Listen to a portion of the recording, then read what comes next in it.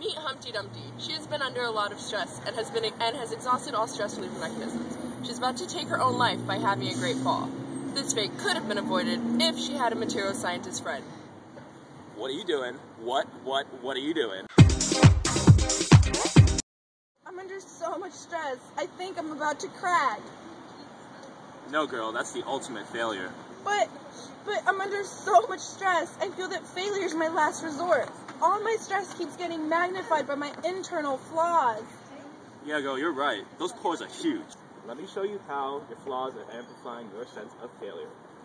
So, Humpty, you have to watch out for these stress concentrators. They are insidious. So if you have a stress concentrator of size 2A, you're going to amplify the amount of stress applied by a factor of 2 squared of A over R, where R is radius of curvature at the crack tip.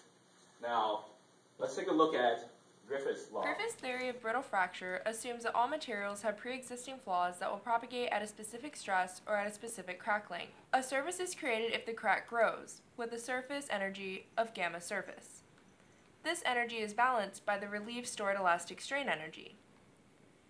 The derivative can be taken of this total energy with respect to the length of the crack, A, to get the critical stress for crack propagation. But isn't that just for brittle materials? I'm not that fragile. My mother was a ceramic. Well then, let me introduce you to Orwan's criterion.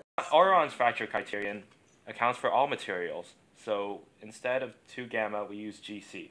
But I like my G's well-defined.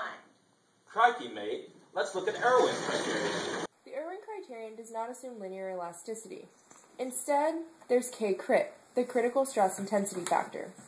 K crit is equal to F sigma square root of pi A for any crack geometry and sample geometry.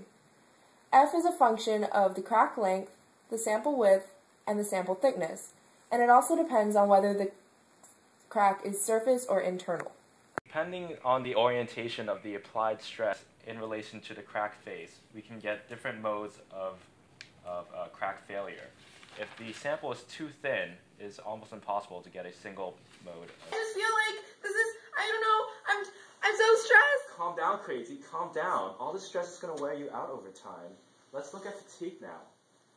Fatigue failure occurs when a material fails under stresses much less than fracture stress. There are 2 different modes of fatigue failure: static fatigue and cyclic fatigue. Static fatigue occurs under a constant applied stress. It is limited by 3 different things: reaction, diffusion, and dissociation rate. Cyclic fatigue occurs under oscillating applied stress. It is controlled by the stress amplitude, the stress ratio of the maximum stress and the minimum stress, and the frequency.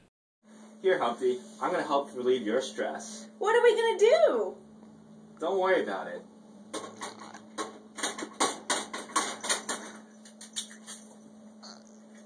She's a scrambled egg.